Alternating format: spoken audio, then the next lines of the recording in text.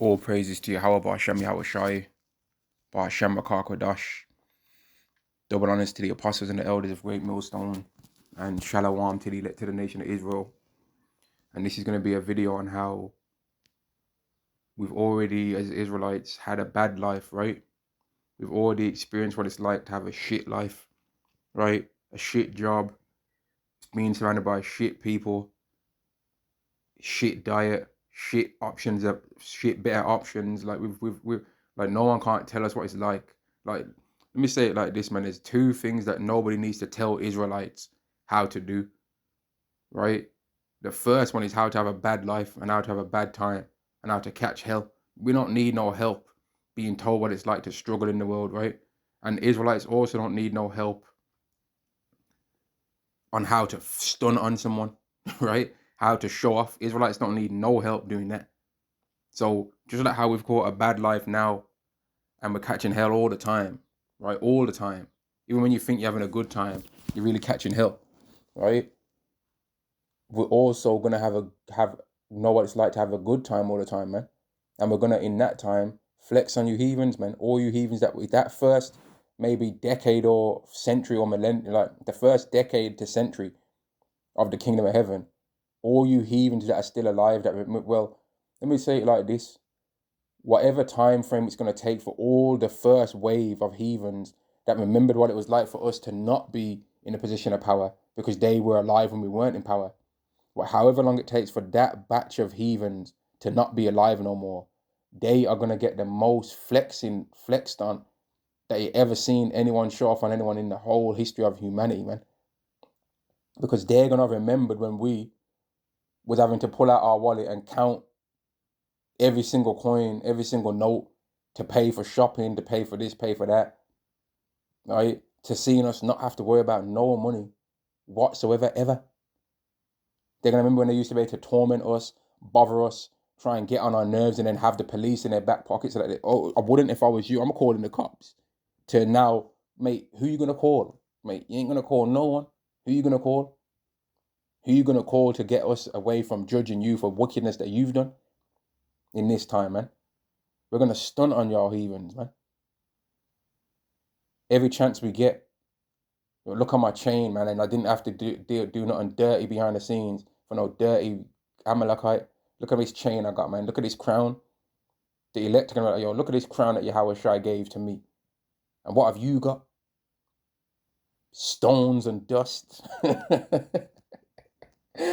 Oh, man. Y'all ain't going to be able to tell us nothing in the time to come, man. So enjoy your little last licks that y'all can get in right now, man. Enjoy your last little fail ass moves that you can try on us now, because in the time to come, you ain't gonna be able to do nothing to us. You ain't gonna be able to harm or make no Israelite cry. You ain't gonna be able to make us get angry. We're gonna be angry enough from Yahweh giving us the anger that we need to judge you heathens, man. You ain't gonna be able to do nothing to us, right? Jeremiah chapter 32 and verse 37. Behold, I will gather them out of all countries where I have driven them in mine anger and in my fury and in great wrath, and I will bring them again unto this place, and I will cause them to dwell safely. So we've already caught the bad hell when Yahweh, under Yahweh's fury, under his great wrath. We already know what it's like to catch a bad time, man.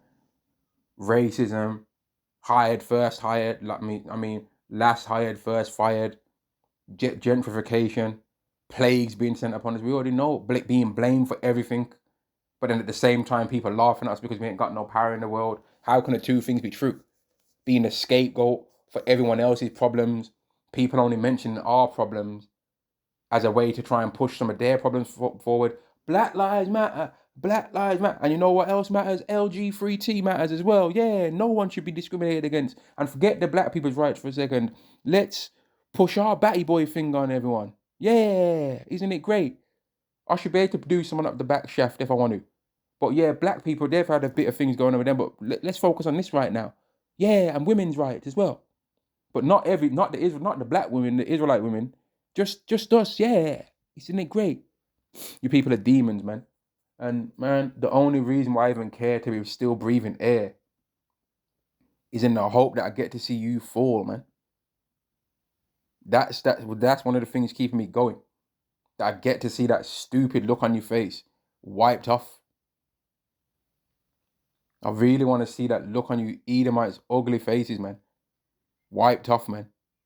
And that dread come over you when you're like, man, all the things that you're trying to tell me, all the things that we've did to these people, we're going to have to pay for all of it. And even if I unalive myself right now, it's not going to matter because I'm going to be reincarnated and still have to remember what I did to them anyway. And they're going to have even longer with me now than they would have in my other life. Because now I'm being born into it, young, newborn. Damn, we're really screwed, huh? Abraham, can you ask Lazarus to dip his pinky finger in the water because I'm dreading in this fire? Nah, I can't. Because remember, rich man, in your time, you had your good things and he was having his bad things. Now it's time for him to have his good things, right? And your turn to have your bad things. That's what y'all are going to be told. There ain't going to be no sharing is caring when it's our turn to be living it up, man. When we're on that coffee shop spirit, you know what I mean? We're going to be on that coffee shop, avocados on toast spirit, man. We're going to be riding horses, yeah? And not like how you Edomites ride horses, neither. We're going to be riding them the righteous way, yeah? We're going to be flying around and doing chariot races, whatever the hell we're going to do, man. Going fishing, yeah? Swimming in lakes, going ski. We might go skiing, man. Who knows, man? We might just go skiing just because we know you Edomites like it. So we're gonna go skiing, then talk about how great it was skiing because we know you ain't never going skiing ever again, man. We know you ain't gonna get the chance to enjoy skiing and all the things that you like doing, man. We might just do some of the hobbies that y'all used to do just to talk about it, how great it was when we did them, and knowing that you can't do them ever again, man. We're gonna just go and sit by lakes and throw parties amongst our family and throw a barbecue out there, yeah? We're gonna be doing those kind of things. And what are you gonna be doing that time? Picking cotton. Picking cotton. And I know as far-fetched as that sounds, and it's good, like the captivity is gonna go far beyond picking cotton too, man. Y'all gonna be picking everything. In fact, I ain't even gonna say y'all gonna be picking food because I don't really want y'all Edomites to touch anything I'm gonna be eating. That's contaminated as far as I'm concerned at that point, especially with how dirty y'all are gonna be in the kingdom. Y'all are gonna really like, man. We already know what it's like to have a bad time. Verse 38, and they shall be my people, and I will be their God. That's not talking about everyone. That's talking about the Israelites. And I will give them one heart and one way. The one heart and the one way that every single Israelite is going to receive is keeping the laws of Yahweh. This perfectly matches with Hebrews 8th chapter, Jeremiah 31st chapter, which is the reason why I named this channel Hebrews 8 and 10. Because if someone's watched some of these videos and they don't know what Hebrews 8 and 10 says, maybe they'll look it up and they'll see it's only for Israel, man. Like, it's one of the most beautiful verses in the Bible. Now, some people might say every verse is in the Bible is beautiful, and they are, but they're not all equal though, because some verses, like the verse where it speaks about Yahweh Shai's color, is a lot more powerful than a verse that might say like, I don't even know, man. I don't even know. I can't even think. There might be a verse that literally says where a man was walking or something like that. Like, that's not as powerful as the scripture that says what Yahweh Shai image looks like. And the scripture that's speaking about what the new covenant is obviously not as powerful as where it says, oh, we can eat chickens, something like that. That's not as powerful. The new covenant's way more powerful than that scripture because the new covenant covers that anyway. Verse 39 again, and I will give them one heart and one way that they may fear me forever. And that's the main thing that we've been lacking, being scared of Yahweh, right? Because that's what will truly keep us from sinning for the good of them and of their children after them. So not only are we going to be nice, but our children are going to be nice too. It's not just going to be, oh, the elect of the nation of Israel are immortals, but their children are bad breeds. Son, I've been keeping these laws consecutively for 100 years, yeah? And now you're born, you're up here sinning and that. Nah, man, you need to fix up, man. Stop sinning, son. Because don't you want to be immortal like Papa? The son ain't going to sin.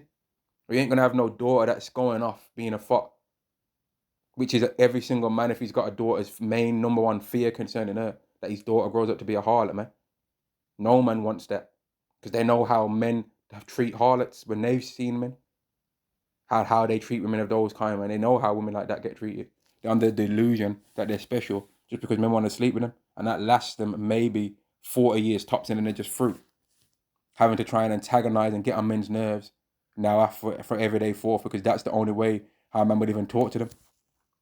Verse 40, and I will give them and I will make an everlasting covenant with them, so it's never going to end. So there's not going to be no Obadiah chapter 2, Esau's revenge, right? There ain't going to be no Obadiah 3rd chapter, Magog and Gog's revenge, like some people want to try and come about. Oh, there ain't going to be no 1,000 years of Esau soaking up all the punishment that we give so that he can come revenge day. How the hell are they going to seek any revenge after 1,000 years when we ain't going to sin? How are you going to get revenge on an immortal, for starters, man? What the hell are you people talking about? If we're going to be a whole nation, you know how many Israelites there's going to be after 1,000 years? What the hell are you talking about, man? Just picture how many Israelites one man is going to have produced in 1,000 years. Minimum 1,000. And that's one man from the nation of Israel. All the men that literally survived the day of the Lord's wrath are still going to be there after 1,000 years. So after he's had a son, okay, that's 30 years into the kingdom. Let's say that son's now 30 years old. So then now that son, and that's me using a long term for a man to start having children. So now 30 years into the kingdom, we're in the 30th year of the kingdom. And now that man starts producing children. Mate, what are you talking? You know how many Israelites there's going to be for Esau to try something? What are you talking about, man? Try what? Try and get stomped out. What the hell can you do to a nation of immortals? What can you do? Kill them. they're going to kill us, yeah? How? We're going to be under an everlasting covenant that doesn't end, and we're not going to sin ever again. So how are they going to do anything? The only reason why they could do anything now is because we sinned. So when that's taken away and the last enemy that's going to be destroyed is death, what are they going to do to us? What could Yahweh Shai is not around on earth right now? Why? Because he died, right? And was resurrected and brought up to the right hand side of Yahweh until the day that he returns. But had Yahweh Shai have died, been resurrected and brought in his immortal form and still been down here on the earth, what would anyone do? Would they even feel brave enough to try and harm anyone in the children of Israel? If just Yahweh Shai alone was in his immortal state, in the state that he's in right now at the right hand of Yahweh, you think any of these nations would be brave enough to try and do anything to us right now even? Knowing that Yahweh Shai is down here? No, they wouldn't, man. They'd get in line real quick. They'd be too fearful for trying anything, man. Because Yahweh Shai could, let's be certain of this. Yahweh Shai could take out everyone on the earth right now by himself if he wanted to. Let's be under no delusions of that. By himself, he's got the power to take down everyone. So what could they do? What the hell are these heathen going to be able to do? We're going to be immortal. What are you people talking about, man? Oh, Obadiah 2nd chapter, some fake scripture that don't work, that don't exist. Oh, there's going to be an Ezekiel 38, and Magog's going to have revenge after 1,000 years. No, they ain't. No, they're not. You know what I mean? No, they're not going to do nothing. That's the thing about it. No, they're not. What are they going to do? What are they going to what are they going to do? Okay, so all the Edomites getting some pitchforks together. Okay, so the 1,000-year prophecy's coming now, guys. All right, on 3. 1, 2, 3. Ah, for Edom, for Idumea, let's get them. What are you gonna do? We just point our pinky finger at y'all and flames will start rising up out of the ground, man. What y'all gonna do? We'd dust them off so quick it would be like, man. Now, here's something funny to think of. The heathen are going to try something in the kingdom. They're going to try, because one of the blessings of the covenant is that our enemies are going to come up against us one way and flee 7 ways. And I personally look forward to that, man. I look forward to some heathens trying to rebel. All right, so it's 30 years in, yeah? We're tired of you Israelites ruling over us. But nah, man. We're going to try and bring back the sun god, Nakarash, or whatever the hell their wicked-ass gods would be called. We're trying to bring back that rat god that we believed in. We're trying to bring back Ganesh, man. You ain't bringing back no Ganesh. In fact, I'm about to bring back... Oh, man. They ain't going to do nothing, man. So if you've got any thoughts and fears, oh man, I'm really enjoying this kingdom, but I'm still nervous.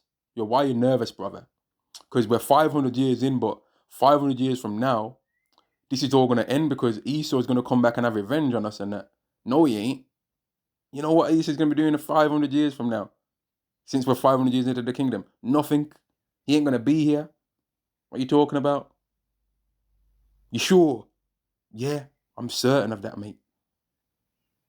Thinking about Esau is going to get some revenge. Esau ain't going to get nothing, man. In fact, part of the reason why he's going to be Obadiah 1 and 18 is because his wicked mind is going to be thinking about revenge all the time. That's part of the reason why. Let me get this.